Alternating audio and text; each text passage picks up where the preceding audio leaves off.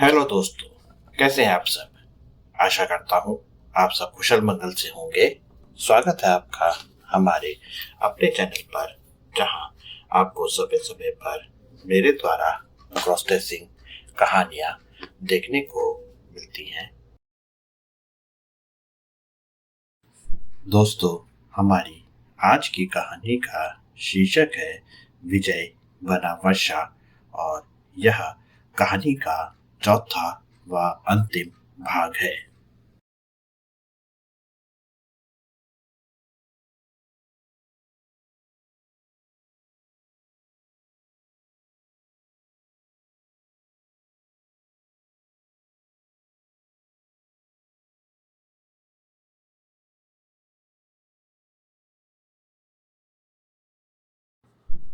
कहानी की पिछली झलक।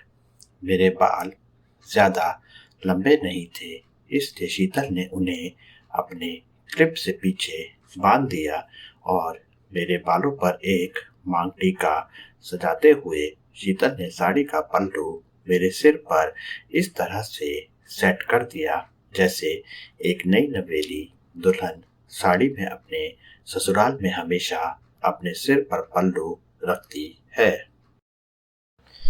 एक स्त्री विद्या के बिना अधूरी लगती है, इसलिए शीतल ने एक लाल गोल बड़ी बिंदी मेरे माथे पर लगा दी। फिर आई बारी मेरे होठों की, जिसे शीतल ने अपनी लाल रंग की लिपस्टिक से और लाल कर दिया। मेरी चाहत पूरी होने की खुशी की झलक मेरे मन के साथ साथ मेरे गालों पर भी नजर आ रही थी। मेरी खुशी की चाहत के साथ साथ शीतल द्वारा मेरे चेहरे पर उस द्वारा लगाई गई लाली ने मेरे चेहरे को और खूबसूरत बना दिया। मेरी आंखों में क्रॉसिंग चाहत पूरी होने की खुशी झलक रही थी। मेरी आंखों पर शीतल ने काजल लगाकर उन्हें कजरारी बना दिया और मेरे कमर पर एक कमरबंद बांध दिया, जिस पर घर की बहुत सारी चाबियां लटकी हुई थी। मैंने अपने बचपन से इस कमरबंद को अपने माँ के पास देखा था और शादी के बाद से शीतल के पास। जब माँ और शीतल इस कमरबंद को कमर पर बांधकर चला करती थी, तो कमरबंद से चाबियों के टकराने की जो आवाज आया करती थी, आज मैं उस आवाज को अपने कमर के आसपास महसूस करना चाहती थी। इसलिए मैं कमर बंद बांधकर शीतल के सामने कमरे में अपनी कमर को लहराकर चलने लगी। मेरा मेकअप करने के बाद शीतल मेरे साथ शरारत भरा मजाक करते हुए, मुझे चिढ़ाते हुए मेरी नजर उतारने लगी और मेरी सुंदरता की तारीफ करने लगी। मैंने शर्माते हुए अपने दोनों हाथों से अपने खूबसूरत से चेहरे को ढक लिया।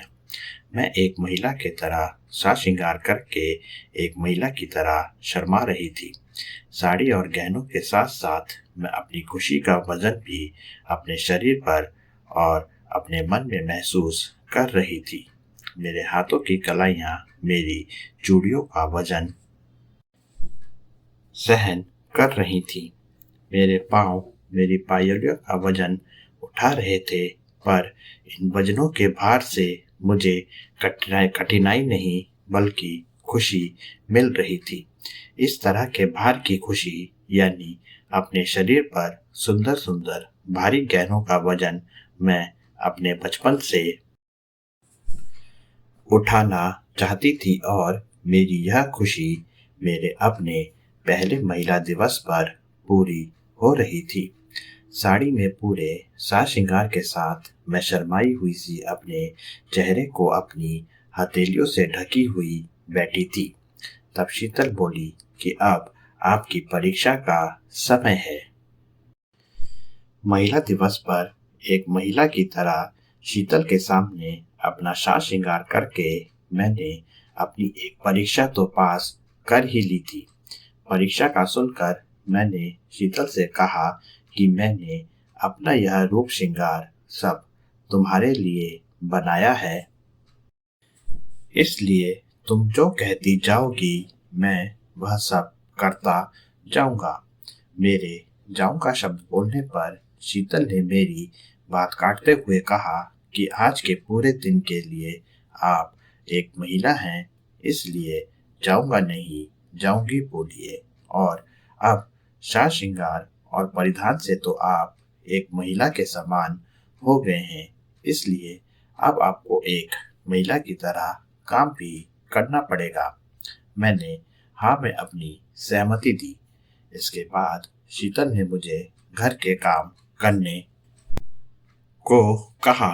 सबसे पहले मैंने घर की साफ सफाई की और फिर कमरों को झाड़ू से साफ किया।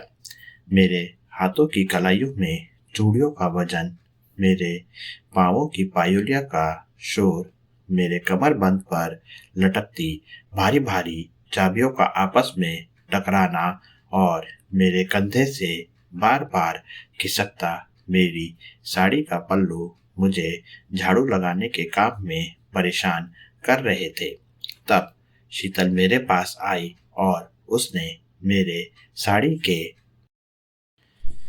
पल्लू को मेरे कमर पर लपेटकर मेरे कमरबंद पर अटका दिया और बोली कि अब आप काम कीजिए। अब मुझे काम करने में आसानी होने लगी, इसलिए जब जब मेरी साड़ी का पल्लू मेरे कमरबंद से निकल जाता तो मैं उसको बड़े सलीके से अपने कमरबंद में दोबारा लगा लेती थी। पूरे घर में झाड़ू लगाने के बाद मैंने पूरे घर में पोछा लगाने का काम भी किया। बैठकर पोछा लगाते लगाते मुझे अपनी साड़ी की प्लेट्स को भी संभालना था। इसके लिए शीतल ने मुझे समझाया कि मैं एक हाथ से अपनी साड़ी की प्लेट्स को पकड़कर रखूं और तब काम करूं। घर की साफ सफाई का काम खत्म करने के बाद मैंने शीतल और अपने लिए नाश्ता बनाना था। मैंने अपनी साड़ी के पल्लू को कमरबंद पर अटकाया और मैं नाश्ता बनाने में लग गई। नाश्ता बनाते बनाते मेरे शरीर से पसीना निकलने लगा, जो मेरे ब्लाउज से होते होते मेरी कमर तक आ रहा था, जिससे मुझे शरीर में चुभन हो रही थी। पसीने से मेरे चेहरे का मेकअप भी बिगड़ गया था। पसीने में थक हार कर जब मैं नाश्ता बनाकर आई तो शीतल ने मुझे मेरा मेकअप सही करने को कहा। मैं एक बार फिर आईने के सामने बैठ गई और मैंने अपनी साड़ी का पल्लू अपने सर पर रखा, अपनी होठों की लिपस्टिक सही की, एक बार फिर अपनी आंखों में काजल लगाया। मैंने शीतल को जल्दी से तैयार होने को कहा तो शीतल बोली कि आपकी दूसरी परीक्षा यह है कि अब आप मुझे वैसे ही तैयार करो जैसे मैंने आपको साड़ी में पूरे साज श्रृंगार के साथ तैयार किया है। यह बोलकर शीतल अपनी साड़ी ब्लाउज पेटीकोट लेकर दूसरे कमरे में चली गई। शीतल जब आई तो मैंने शीतल को साड़ी में तैयार किया और शीतल का एक एक साज श्रृंगार वैसे ही किया जैसे शीतल ने एक एक साज श्रृंगार मेरा किया था।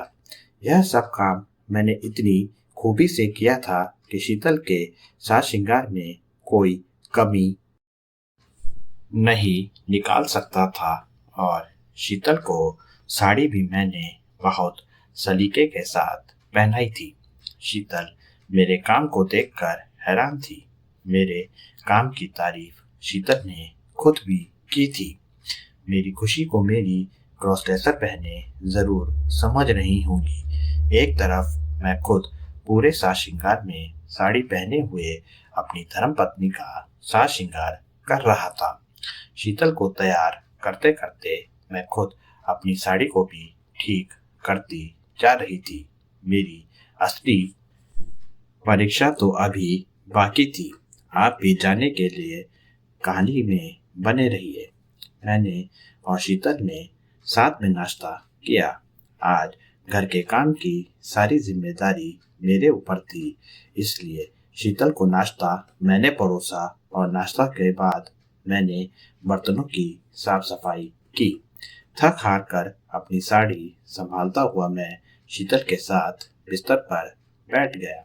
शीतल मुझसे सवाल पूछने लगी कि साड़ी में मैं कैसा महसूस कर रही हूँ। एक महिला की तरह काम करके मुझे कैसा लग रहा है। हाथों में चूड़ियाँ और पाँवों में पायलियाँ पहनकर कैसा लग रहा है। एक साथ इतने सवाल सुनकर मुझे समझ नहीं आया कि शीतल के किस सवाल का जवाब पहले दूं। तब शीतल बोली कि आपकी थकान उतारने के लिए एक मस्त अंताक्षरी प्रतियोगिता रखते हैं, जिसमें हारने वाला जीतने वाले के पूछे गए सवाल का सही सही जवाब देगा। शीतल की गानों पर अच्छी पकड़ थी। थोड़ी देर खेलने के बाद ही मैं समझ गई थी कि शीतल को अंताक्षरी में हराना मेरे लिए आसान नहीं होगा, और हुआ भी ऐसा ही। मैं शीतल से अंताक्षरी में हार गई। अब सवाल पूछने की बारी थी, और यह मेरी क्रॉस ड्रेसिंग चाहत को लेकर मेरी अगली परीक्षा भी थी। शीतल ने मुझसे सवाल किया कि मैंने बिना उसकी मौजूदगी में कितनी बार चोरी छिपे उसकी साड़ी, सलवार कमीज और उसका साज श्रृंगार का सामान इस्तेमाल किया है। शीतल ने तीनों सवालों को मिलाकर एक ही सवाल पूछ लिया था। मैंने शीतल से कहा कि यह आज पहली बार है जब मैंने यह सब तुम्हारी मौजूदगी में तुम्हारे लिए किया है। शीतल बोली, हाँ, यही तो मैं जानना चाहती हूँ कि मेरी गैर मौजूदगी में आपने यह सब अपने लिए कितनी बार किया है, क्योंकि जिस तरह से आपने मेरा साज श्रृंगार किया वैसा तो वही कर सकता है जिसने खुद ऐसा अपना श्रृंगार बहुत बार किया हो। शीतल ने कहा कि उसे ऐसा लगता था जैसे उसकी गैर मौजूदगी में कोई उसकी वस्तुओं का इस्तेमाल करता हो, और आज उसे उसके सवालों का जवाब मिल गया है। अब शीतल से मेरी क्रॉस ड्रेसिंग चाहत छुपने वाली नहीं थी, इसलिए मैं अपने घुटनों के बल शीतल के सामने बैठ गई और शीतल के सामने मैंने अपनी क्रॉस ड्रेसिंग चाहत कि मुझे एक महिला के तरह रहना, उनकी तरह साज श्रृंगार करना पसंद है के बारे में सब बता दिया। मैंने शीतल को यह भी बताया कि मैं चाहता था कि मैं तुम्हारे साथ मिलकर यह सब करूं, और आज मेरी यह चाहत भी पूरी हो गई। शीतल ने मुझे सहारा देकर अपने साथ बिस्तर पर बैठाया और मेरे आंसू साफ करते हुए बोली कि मुझे आप हर रूप में पसंद हो। यह महिला की महानता है कि वह हर रिश्ते को अच्छे से संभाल लेती है। शीतल ने मुझे इस रूप में अपना लिया था। मेरी क्रॉस ड्रेसिंग चाहत का मुझे महिला दिवस पर ऐसा उपहार मिलेगा मैंने कभी सोचा भी नहीं था।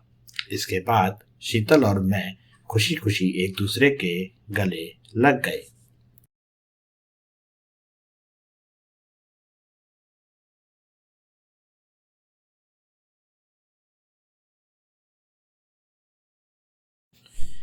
कहानी को पूरा देखने के लिए आप सबका धन्यवाद। मिलते हैं जल्दी नई कहानी के साथ। कहानी पर लाइक और कमेंट ज़रूर करें, और इसके साथ साथ चैनल को सब्सक्राइब भी करिए। आपका अपना नयन भास्कर।